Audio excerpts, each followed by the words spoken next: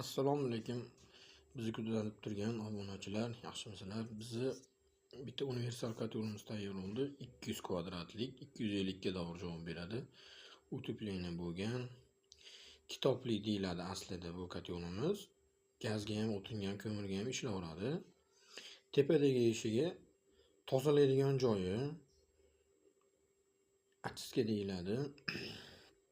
Kitoblarni yo'lini tozalanadi. Pastdagi topga ko'mirni solib bersizlar, bosib shu yerga yonaveradi ishlab. Pastdagi eshigimiz kulxona. Ventilyatorimiz, boshqaradiganlari bilan datchigimiz mana. Bu yer to'kka, mabodo to'kka ishlaydigan bo'lsa.